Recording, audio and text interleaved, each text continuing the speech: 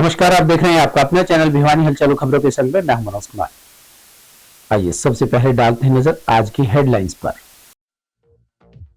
जन समस्याओं के समाधान की मांगों को लेकर माकपा ने किया प्रदर्शन। राजीव गांधी महिला कॉलेज में विज्ञान प्रदर्शनी का आयोजन। विनोद कन्या स्कूल की छात्राओं ने किया टीआईटीएस कॉलेज का शैक्षणिक भ्रमण। आम बजट 2025-26 पर व्यापारियों ने दिए सुझाव।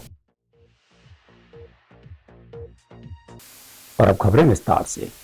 मार्क्सवादी कम्युनिस्ट पार्टी द्वारा किसानों, मजदूरों, व्यापारियों व आम नागरिक की समस्याओं के समाधान हेतु सरकार व जिला प्रशासन के विरोध में प्रदर्शन करते हुए जुलूस निकाला और उपायुक्त महावीर कौशिक को ज्ञापन दिया। जिला उपायुक्त की तरफ से ज्ञापन लेने पंचायती विभाग के अधीक्षक राजकुमार जांगड़ा पहुंचे। इस मौके पर कॉमरेड ओम प्रकाश ने कहा कि हर क्षेत्र में समस्याओं का अंबार लगा हुआ है, जिससे जनता परेशान है। भारत की कम्युनिस्ट पार्टी मार्क्सवादी की ओर से किसानों, मजदूरों, व्यापारियों व आम नागरिकों की समस्याओं के समाधान हेतु नारेबाजी के साथ जोरदार प्रदर्शन किया गया। प्रदर्शन से पहले सैकड़ों की संख्या में मार्क्सवादी कम्युनिस्ट पार्टी कार्यकर्ता ठाकुर बीर सिंह पार्क में एकत्रित हुए और पार्टी की तरफ से एक सभा की, जिसकी अध्यक्षता जिला सचिव मंडल सदस्य करतार सिंह ग्रेवाल ने की। सभा को संबोधित करते हुए मार्क्सवादी कम्युनिस्ट पार्टी राज्य सचिव मंडल सदस्य व जिला पार्टी सचिव कॉमरेड ओम प्रकाश ने कहा कि केंद्र सरकार वित्तीय वर्ष 2025-26 का बजट पेश करेगी। यदि उसमें किसानों, मजदूरों व आम आदमी को राहत दी, कृषि, शिक्षा, स्वास्थ्य व रोजगार व ग्रामीण विकास व सामाजिक कल्याण पर निवेश बढ़ाया तो अर्थव्यवस्था का विकास होगा, अन्यथा मंदी बनी रहेगी, महंगाई व बेरोजगारी कम नहीं होगी। उन्होंने मौजूदा अनाज मंडी व्यवस्था के प्रारूप को वापस लेने, किसानों वास्ते एमएसपी की स्वामीनाथन रिपोर्ट के अनुसार संवैधानिक व्यवस्था करने की मांग की। भारत की कम्युनिस्ट पार्टी मार्क्सवादी का जिला सचिव हूं। आज हम स्थानीय समस्याएं लेके जिला उपायुक्त के पास आए हैं प्रदर्शन करके। सबसे पहले तो हमारी मांग है कि जिले और गांव में लगातार चोरियां हो रही हैं, चोरियों की घटनाएं हो रही है। शहर में दुकानें पाड़ी जा रही हैं, भिवानीखेड़ा में भी ये घटना हुई है, भिवानी में भी ये हुई है। पहले 16 लाख चुरा लिए, वो भी अभी तक नहीं पकड़े गए हैं। तो हमारी अपील है कि चोरियों पर तुरंत रोक लगाई जाए और चोरों को पकड़ा जाए और जो सामान ले गए वो बरामद किया जाए। और दूसरी हमारी मांग है कि शहर में दिन में भी स्ट्रीट लाइटें जलती रहती हैं, कोई व्यवस्था नहीं है, ना बिजली बोर्ड ध्यान दे रहा है, ना नगर परिषद दे रही है। कई गलियों में लाइटें जलती भी नहीं है रात को। तो ये पूरी व्यवस्था की जाए और सार्वजनिक जगह पर सीसीटीवी कैमरे लगाए जाएं। इसी तरह की हमारी है तहसील भिवानीखेड़ा और भिवानी की तहसीलों में 35 दिन में एक बार नहर में पानी आता है। 7 दिन कहीं पानी नहीं दे रहे, कहीं 2 दिन दे दिया, कहीं 3 दिन दे दिया। और कई गांवों में ये बामड़ा है, सिरसा घोगड़ा है, ये इधर जो है उमरावत है, नांगड़ है, पूर्णपुरा है, सांगा है, वो काफी किसान बच जाते हैं और उनको पानी नहीं मिलता। इसी तरह भिवानीखेड़ा में पानी की बड़ी भारी कमी हो रही है। थोड़ा आता है तो थोड़ा दे दे 7 दिन। ये ऐसी व्यवस्था डीसी साहब जो ना सिंचाई विभाग के अफसरों से मिलकर करें। इसी तरह हमारे जो तेल पाइपलाइन के किसान पीड़ित धरना दे रहे हैं, रूपगढ़ में दे रहे हैं, यहाँ कोट उमरावत में आंदोलन कर रहे हैं, उनको वाजिब मुआवजा दिया जाए, जबरदस्ती ना की जाए उनके साथ, क्योंकि तेल कंपनी बहुत साहूकार कंपनी है और वो पूरा मुआवजा दे नहीं रही, जबरदस्ती लाइन निकालना चाहती है प्रशासन का दबाव डाल के। तो वो दबाव ना डाल करके बातचीत के माध्यम से उनको वाजिब मुआवजा दिया जाए। ब्लॉक के मजदूर किसान आज प्रदर्शन करके ने सीपीआईएम भारत की कम्युनिस्ट पार्टी मार्क्सवादी के बैनर तले हमने अभी डीसी साहब के नाम ज्ञापन दिया है और उसमें हमने मुख्य तौर पर ये मांगे जो रखी हैं। एक तो बापुड़ा गांव की काफ़ी महिलाएं आई हुई हैं और उन्होंने ये मांग की है कि तुरंत इनको मनरेगा के तहत काम दिया जाए। ये बापुड़ा के सरपंच ने ये लिखित रूप में प्रशासन को दिया है कि हमारे गांव में कोई मनरेगा का मजदूर नहीं है, कोई काम नहीं है हमारे यहाँ, जबकि हजारों ऐसी महिलाएं हैं जिनको मनरेगा के तहत जॉब कार्ड बने, उनको काम दिया जाए तो काम लग सकती हैं। ये काफ़ी महिलाएं यहाँ पहुँची हैं जो ये लगातार प्रयास कर रही हैं सरपंच से मिलके अलग अलग माध्यमों से। इनको लगातार कोई काम नहीं दिया जाने लग रहा। इसके अलावा निर्माण के मजदूर कारीगर अभी 32,000 के लगभग पंजीकरण रद्द कर दिया है, जिसके अंदर हम ये नहीं कहते कि भाई जो फर्जी मजदूर हैं उनकी इंक्वायरी ना करो, मगर जो रियल में जो मजदूर हैं उनका पंजीकरण रद्द नहीं होना चाहिए। इसके अलावा पंचायत घर के अंदर रोज पंजीकरण किया जाता है। सैकड़ों की संख्या में मजदूर यहाँ धक्के खाते रहते हैं। यहाँ जिला स्तर पर कोई अधिकारी नहीं है। CPIM की तरफ से ज्ञापन दिया स्थानीय मुद्दों को लेकर, और जो सरकार की जो नीतियाँ थी साथियों ने पहले बात भी रख दी है, उसके हटके में ये कहना चाहूँ जो समाज के आज खासकर भिवानी में पानी की पीने के पानी की व्यवस्था 4 दिन से तो भिवानी के अंदर विद्यानगर कॉलोनी में पानी 4 दिन से नहीं आ रहा, जबकि नहरें चल रही हैं। पानी की नहरें चलते भी ये व्यवस्था है तो हम कैसी उम्मीद कर सकते सरकार के समाज के स्वच्छता का खुद ध्यान रखेंगे। हम इस बात को लेकर मांग पत्र दिया है और आए दिन चोरी और ना कहीं स्ट्रीट लाइटें हैं। हम जाते हैं बहन जी उद्धार कर लाइट आ जाएंगे शाम तक, ऐसे आश्वासन दिए जाते हैं, ना कहीं स्ट्रीट लाइट है, ना पानी पीने की पानी की व्यवस्था है। सीवर बंद पड़े हमारी। भिवानी के राजीव गांधी राजकीय महिला कॉलेज में महाविद्यालय स्तरीय विज्ञान प्रदर्शनी का आयोजन किया गया। इस प्रदर्शनी में विभिन्न विज्ञान विषयों के 40 से अधिक मॉडल्स छात्राओं ने बनाए। कॉलेज प्राचार्य प्रोफेसर त्रिलोक चंद्र ने प्रदर्शनी का अवलोकन किया और कहा कि इस तरह के आयोजन से छात्राओं में वैज्ञानिक सोच का निर्माण होता है और अंधविश्वास से दूर रहने की प्रेरणा मिलती है। राजीव गांधी राजकीय महिला कॉलेज में आयोजित विज्ञान प्रदर्शनी में समन्वयक ने बताया कि इस प्रदर्शनी में भौतिकी, रसायन विज्ञान, जियोग्राफी, मनोविज्ञान व कंप्यूटर विज्ञान से संबंधित मॉडल प्रदर्शित किए गए। प्रदर्शनी में प्रथम स्थान पर रहने वाली छात्राओं को 300 रुपए, द्वितीय स्थान पर रहने वाली छात्राओं को 200 रुपए व तृतीय स्थान पर रहने वाली छात्राओं को 100 रुपए नकद पुरस्कार दिया गया। उन्होंने बताया कि प्रदर्शनी में अलग अलग विषयों पर मॉडल बनाए गए, जिनमें इरिगेशन सिस्टम और एसिडिक रेन से फसलों को बचाने के लिए अलग अलग तरीके बताने वाले मॉडल्स भी शामिल हैं। सर, मेरा नाम लगन है, मैं BSc सेकेंड ईयर की छात्रा हूँ। आज हमारे Rajiv Gandhi government college for women Bhiwani में साइंस एग्जीबिशन लगा है। लोगों को साइंस के प्रति जागरूक करने के लिए और प्रेरणा देने के लिए हमारा साइंस मॉडल है वेस्ट वाटर ट्रीटमेंट पे। हमारी थीम है save water save everyday, there is no existence of life without water. Basically हमारा मॉडल ये कहता है कि जो वेस्ट वाटर है हम उसको ट्रीट करके प्योरीफाई करके उसे दोबारा यूज कर सकते हैं। जैसे हम अपने कपड़े होते हैं, अगर गंदे हो जाते हैं तो हम उन्हें धो के दोबारा यूज करते हैं, तो पानी को क्यों नहीं। जब हम अपनी चीज़ों को दोबारा यूज कर सकते हैं, पानी जो है एक नॉन रिन्यूएबल सोर्स है अर्थ पे, एक लिमिटेड अमाउंट में है, पर हम इसका अंधाधुंध प्रयोग कर रहे हैं। तो हम इसे वेस्ट वाटर, जैसे इंडस्ट्री से आज के टाइम में सबसे ज़्यादा वेस्ट वाटर निकलता है, हाउस होल्ड से भी निकलता है, उन सब को ट्रीट करके अगेन कार वॉशिंग है, पार्क गार्डन में प्लांट्स वगैरह के लिए हम काफ़ी चीज़ों में यूज़ कर सकते हैं। I am Muskan from BSc first year from Rajiv Gandhi government college Bhiwani. Sir, आज जो हमारे कॉलेज में एक साइंस एग्जीबिशन एग्जीक्यूट हुआ है सर, उसमें डिफरेंट टाइप ऑफ कॉन्सेप्ट लेके हमने जो है वर्किंग मॉडल बनाए हैं। हमारा जो प्रोजेक्ट है सर बेसिकली बेस है एसिडिक रेन पे।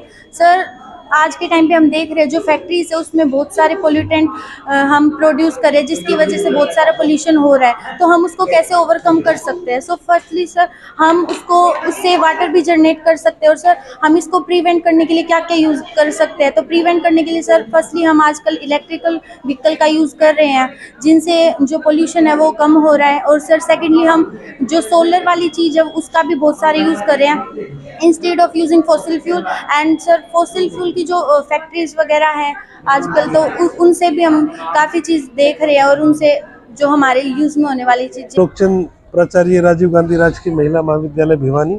हमारे महाविद्यालय में आज दिनांक 31 जनवरी 2025 को महाविद्यालय स्तर की विज्ञान प्रदर्शनी का आयोजन करवाया जा रहा है। इसमें लगभग 100 छात्राएं और 40 मॉडल तैयार करके अपनी प्रतिभा का प्रदर्शन कर रहे हैं, और बच्चों ने बहुत ही बेहतरीन मॉडल यहाँ प्रस्तुत किए हैं, जो कि विद्यार्थियों के अंदर विज्ञान के प्रति रुझान है उसको बढ़ाने में काफ़ी मददगार साबित होंगे, और बच्चों के अंदर विज्ञान के प्रति रुचि जागृत होगी, और इससे हम और भी विज्ञान का प्रचार प्रसार कर पाएंगे। और जिला स्तर की प्रदर्शनी जो कि महाराजा नीमपाल सिंह राजकीय महाविद्यालय भिवानी में आयोजित करवाई जाएगी 5 और 6 फरवरी को, विजेता प्रतिभागी उसमें अपना बढ़ चढ़ कर भाग लेंगे। और ये प्रतियोगिता जो प्रदर्शनी है विद्यार्थियों के लिए काफ़ी लाभदायक एवं ज्ञानवर्धक साबित होने वाली। राजकीय कन्या वरिष्ठ माध्यमिक विद्यालय दिनोद की छात्राओं व अध्यापकों ने हरियाणा शिक्षा विभाग के शैक्षणिक जुड़ाव कार्यक्रम के तहत TITS कॉलेज व स्कूल का भ्रमण किया। इन छात्राओं में अध्यापकों को टेक्सटाइल कार्यशाला, computer lab, fashion designing, library, विज्ञान प्रयोगशाला, इलेक्ट्रॉनिक विभाग, कॉलेज थिएटर व धागे से कपड़ा बनाने की विधि के बारे में विस्तार से जानकारी प्रदान की गई। कॉलेज निदेशक प्रोफेसर डॉक्टर B.K. बेहरा ने कॉलेज के बारे में बताया कि कॉलेज में नए नए कोर्सेज लाने की योजनाएं बनाई जा रही हैं ताकि भिवानी के छात्रों को जिले से बाहर न जाना पड़े। शैक्षणिक जुड़ाव कार्यक्रम के अंतर्गत विनोद के राजकीय स्कूल की छात्राएं TITS कॉलेज पहुंची और यहां चल रहे विभिन्न कोर्सेज के बारे में विस्तार से जानकारी प्राप्त की। इस कार्यक्रम में प्रवक्ता सोनिया, मुकेश कुमारी व लक्ष्मण गौड़ के नेतृत्व में कक्षा 10वीं व 11वीं की छात्राओं ने स्कूल व कॉलेज की विभिन्न गतिविधियों का प्रशिक्षण भी लिया। कार्यक्रम में कॉलेज की सहायक प्रोफेसर ऋतु शर्मा, डॉक्टर निधि शर्मा भूमिका ने छात्राओं को भविष्य में इंजीनियरिंग विभाग में दाखिले के लिए विज्ञान संकाय विषय की पढ़ाई के लिए प्रेरित किया ताकि वो भविष्य में इंजीनियर बनकर देश के विकास में अपना पूरा योगदान दे सके। कॉलेज निदेशक प्रोफेसर डॉक्टर B.K. बेहरा ने कॉलेज के बारे में बताया कि TITS कॉलेज टेक्सटाइल विभाग पूरे विश्व में प्रसिद्ध है तथा देश विदेश में TITS के पूर्व छात्र कॉलेज व जिले का नाम रोशन कर रहे हैं। यहाँ पहुंची छात्राओं ने TITS स्कूल का भी भ्रमण किया, जिसमें स्कूल प्राचार्य डॉक्टर D.P. कौशिक ने स्कूल की उपलब्धियों के बारे में व विभिन्न प्रयोगशालाओं तथा अटल लैब के बारे में विस्तार से जानकारी दी, जिससे छात्राओं को आगे बढ़ने की प्रेरणा मिली। हम TIT इंजीनियरिंग कॉलेज में आए हुए हैं। हमें यहाँ पर बहुत सी अच्छी अच्छी चीज़ें देखने को मिली। हमें यहाँ देखकर प्रेरणा मिलती है कि हमें भी ऐसे चीज़ें करनी चाहिए और यहाँ पे हमें इंजीनियर के बारे में बहुत चीज़ें सिखाई गई है, कंप्यूटर के बारे में बताया गया है और हमने बायोलॉजी की लाइब्रेरी भी देखी है। हमने यहाँ बहुत चीज़ें देखी हैं। यहाँ पे कपड़ा कैसे बनता है, धागा कैसे बनाया जाता है और धागे की टैक्सिंग कैसे की जाती है। आके बहुत अच्छा लगा और हमें यहाँ पर अनेक प्रकार की मशीनें दिखाई गई जिनसे हमें पता चला कि फैब्रिक में भी इंजीनियरिंग होती है और फैशन डिज़ाइन में सर जैसे कंप्यूटर से पहले डिज़ाइन बनाया और उसको कपड़े पे छाप दिया। और दिनों से है TIT इंजीनियरिंग कॉलेज में हम आए हुए हैं। हमें यहाँ पर कई तरह की विजिट की है। हमें ऋतु मैम ने विजिट करवाई है, कंप्यूटर के बारे में बताया है और फैशन डिज़ाइन के बारे में बताया है और हम कई तरह की लाइब्रेरी में गए हैं। आपको पता भिवानी जो मैंने लोगों से सुना है, ऐसे कोई समय था भिवानी सिर्फ TIT के नाम पे जाना जाता था। यहाँ पे और कुछ नहीं था बिकॉज छोटा सा शहर है, लेकिन TIT पूरे वर्ल्ड में फेमस है और आज भी फेमस है। और यहाँ से जो बच्चे पास आउट हुए हैं पूरी हमारे देश में, अगर किसी भी और टेक्सटाइल के कंपनी में जाओगे यहीं का बच्चा वहाँ लीड कर रहा है। हर इंडस्ट्री का जो हेड ऑफ द डिपार्टमेंट है, जो इंडस्ट्री का जो यूनिट लीडर है, वो इसी कॉलेज का स्टूडेंट ही पास कर रहा है। सिर्फ ये सुना है कि मैम कंप्यूटर में इंजीनियरिंग होती है, इलेक्ट्रॉनिक्स में इंजीनियरिंग होती है, फैब्रिक में भी इंजीनियरिंग होती है। ये इन बच्चों को नहीं पता था। हमें भी बहुत अच्छा लगा कि बच्चे हमारे कॉलेज में विजिट करने के लिए आए। हमने बच्चों को टेक्सटाइल टेक्नोलॉजी में फाइबर से जो हमारा धागा होता है, धागे से हम किस तरह से फैब्रिक बना सकते हैं, अलग अलग तरह की इनको मशीनें दिखाई गई हैं जहाँ पे फैब्रिक बनता है, जहाँ पे वूलन गारमेंट्स बनते हैं, वो डिफरेंट टाइप की मशीनें इनको दिखाई गई। किस तरह से हमारा यान बनने के बाद उसकी क्या क्या हम टेस्टिंग करते हैं वो सब दिखाया गया। किस तरह से कपड़े को कलर करते हैं, वो टेक्सटाइल केमिस्ट्री में कैसे कलर करते हैं वो बताया गया। फैशन अपैरल में कपड़ा बनने के बाद किस तरह से गारमेंट हम बना सकते हैं, कौन कौन सी मशीनें उसके लिए यूज़ होती हैं, वो सब इन बच्चों को दिखाया गया, समझाया। आज यहाँ हमारे TITS भिवानी कॉलेज में दिनोद गवर्नमेंट गर्ल्स स्कूल से बच्चे आए हैं। हमने यहाँ पे उनको सारी कवरेज दिखाई कि कैसे फैशन डिपार्टमेंट में, टेक्सटाइल डिपार्टमेंट में, कंप्यूटर डिपार्टमेंट में कैसे काम होता है। सब लैब से उनको वाकिफ़ कराया, उनको टेक्नोलॉजी बताई। फैशन में भी बहुत अच्छा उनको प्रैक्टिकल दिखाया कि किस तरह से कपड़े गारमेंट्स बनाए जाते हैं, किन मशीन्स पे बनाई जाती हैं। कंप्यूटर लैब्स उनको दिखाई गई कि किस तरह से कंप्यूटर, किस तरह से नेटवर्क काम करता है, इंटरनेट कहाँ से कनेक्ट होता है। तो ये सब उनको बताया और उनके इंटरेस्ट के हिसाब से उनको फ्यूचर चूज़ करने के लिए भी हम। मैं लक्ष्मण गौड़ हूँ, मैं दिनोद स्कूल से आया हूँ इन बच्चों को लेकर, और हमारे साथ मैडम भी आई हुई हैं। ये एक शैक्षणिक भ्रमण है, हरियाणा सरकार के द्वारा प्रायोजित कार्यक्रम है। और टीआईटी इंजीनियरिंग में कॉलेज में आके इन बच्चों ने फैब्रिक डिजाइनिंग के बारे में, टेक्सटाइल के बारे में और कंप्यूटर इंजीनियरिंग के बारे में, धागा कैसे बनता है, कपड़ा कैसे बनता है, इनके बारे में जाना। और ये इंजीनियरिंग कॉलेज बहुत पुराना है, 93 का ये कॉलेज है, बहुत भारत में इसका पूरा नाम है। इनसे इन बच्चों को प्रेरणा मिली। रितु मैडम ने इनको विस्तार से समझाया कि भी कैसे आप दाखिला ले सकते हैं। साइंस नॉन मेडिकल लेने के बाद यहाँ पर दाखिला मिलता है, और ये कॉलेज पूरे देश में प्रसिद्ध है। इन बच्चों को बहुत प्रेरणा मिली, और डायरेक्टर साहब ने भी इनको आशीर्वाद दिया है, प्रेरणा दी है कि बच्चे कैसे आगे बढ़ सकते हैं। सत्र 2025-26 का भारतीय बजट पेश होने जा रहा है। बजट पर विभिन्न वर्गों और क्षेत्रों के लोगों की निगाहें लगी हुई हैं। बजट को हर व्यक्ति अपने दृष्टिकोण से देख रहा है। व्यापारियों एवं व्यवसायियों ने बजट में अधिक सुविधा और छूट चाहिए है। बजट के बारे में आम लोगों की राय और सुझाव जानने के लिए भिवानी हलचल की टीम ने प्रमुख व्यापारियों एवं व्यवसायियों से उनके विचार जाने। बजट पर चर्चा करते हुए नगर व्यापार मंडल के प्रधान भानु प्रकाश ने कहा कि वर्तमान में 5 लाख तक की आय पर आयकर में छूट है, परंतु 5 लाख से 1000 अधिक आय होने पर 2.5 लाख रुपए की छूट देखकर उसके ऊपर आयकर वसूला जाता है। ये बिल्कुल अव्यावहारिक है। 5 लाख के ऊपर की रकम पर ही इनकम टैक्स की दर वसूल की जानी चाहिए। साथ ही बढ़ते हुए महंगाई के कारण इनकम टैक्स की राशि 5 लाख रुपए से 8 लाख की जाए, और वरिष्ठ नागरिकों के लिए यह छूट 10 लाख रुपए तक की होनी चाहिए। वहीं इंडस्ट्रियल एरिया के प्रधान शालू जैन ने कहा कि इस बार पेश किए जाने वाले बजट में किसान, गृहिणी, व्यापारी व आम जन को खासी उम्मीदें हैं। व्यापारियों ने जीएसटी में छूट देने, किसानों ने सम्मान निधि राशि में बढ़ोतरी करने और महिलाओं ने हाइजीन से जुड़े उत्पादकों को सस्ता किए जाने की केंद्रीय वित्त मंत्री से मांग की है। उधर व्यापारी अमित बंसल ने कहा कि उन्हें उम्मीद है कि सरकार व्यापारियों की दिक्कतों को दूर करके जीएसटी के स्लैब को कम करेगी। जीएसटी का सरलीकरण किया जाए। 5 करोड़ तक की वार्षिक बिक्री करने वाले व्यापारियों को केवल एक फॉर्म पर तिमाही रिटर्न दाखिल करने की सुविधा मिलनी चाहिए। व्यवसायी सतीश कुमार ने कहा कि भिवानी जैसे औद्योगिक क्षेत्र में बड़ी इकाइयों की स्थापना की जानी चाहिए। जीएसटी का अनुपालन पूर्ण रूप से सरल किया जाना चाहिए ताकि व्यापारी नए निवेश व्यापार के विस्तार में ज्यादा समय लगा सके। बजट में महंगाई से राहत देते हुए कुछ टैक्स की दरों में कटौती की जानी चाहिए, और विशेषतः भिवानी जैसे क्षेत्र में किसी बड़ी औद्योगिक इकाई की स्थापना की अति आवश्यकता है, जिससे शहर का विकास हो सके। तो हमें पूरी उम्मीद है, हमारे एमएलए साहब लगातार तीसरी बार विजयी हुए हैं बीजेपी पार्टी से, और जनता ने पूरा सहयोग किया है सरकार का। तो हमें पूरी उम्मीद है कि सरकार से कि कोई ना कोई ज़रूर यहाँ पे इंडस्ट्री का। आगामी बजट से जो व्यापारी को उम्मीद है कि सरकार इसमें जो मिडिल क्लास है उसको बहुत राहत का पैकेज देगी, क्योंकि आज सबसे ज़्यादा दिक्कत है मिडिल क्लास के लिए।